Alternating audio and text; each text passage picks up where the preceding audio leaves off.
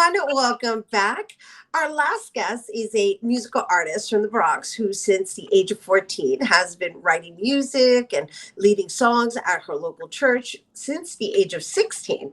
Her passion is to create music that brings joy, love, and celebrates life. Joining us to tell us more about her solo project, please welcome Michelle Marie. Hello. Hi guys. How are you? Good, good. How are you? Well, we're doing, but you're definitely bringing in some sunshine there. Yes, yes. This sun is amazing.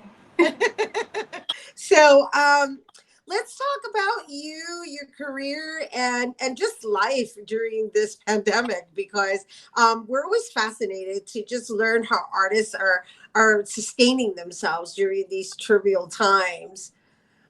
Yes. Well, I've definitely had a lot of time just to be fixated on my passions. I was an assistant teacher in a school before COVID happened, and didn't have a lot of time. I was always at work from morning to the afternoon. When COVID happened, it was a very serious and terrible thing, but it's how you make the most of your time. And as a creative and also somebody who um, is an extrovert, I needed to do something, and I just used that time to write music, um, play more of my guitar, do online seminars that would help further my craft.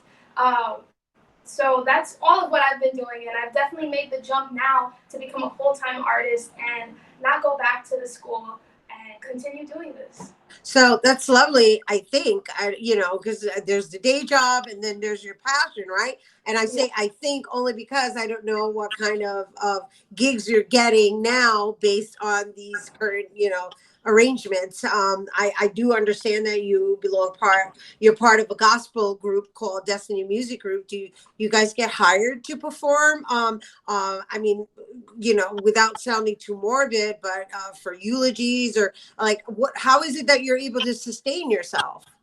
Yeah, so we definitely get calls still.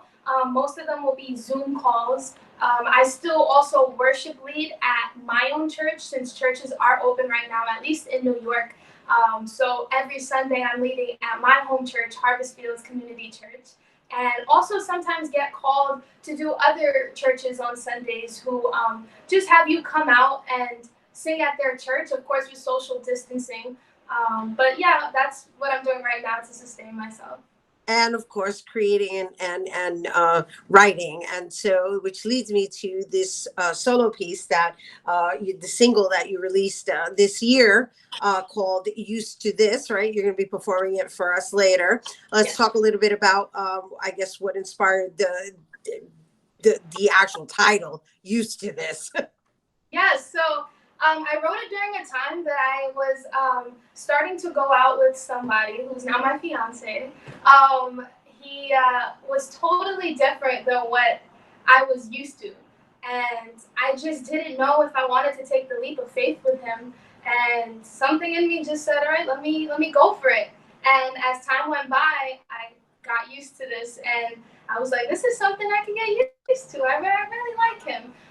But also for me, the song has a double meaning because with my relationship with God, I also felt as though like I didn't know if I can trust Him or if I should, and I took the leap of faith, and it turned out to be joy and love and happiness on the other side. So it's a song for anyone and everyone that I hope everyone could feel those feelings as well when they listen to it. Well, I'm sure everyone would agree with me in saying that we could certainly use some of that nowadays. Yeah, yeah, definitely. So, are there any last words you want to share with our viewers before you sing for us? Um, no, just that Used to This is out now on all streaming platforms, and also the music video is out on YouTube. And I hope that everybody enjoys it. Beautiful. Thank you. And thank you for bringing it to our viewers.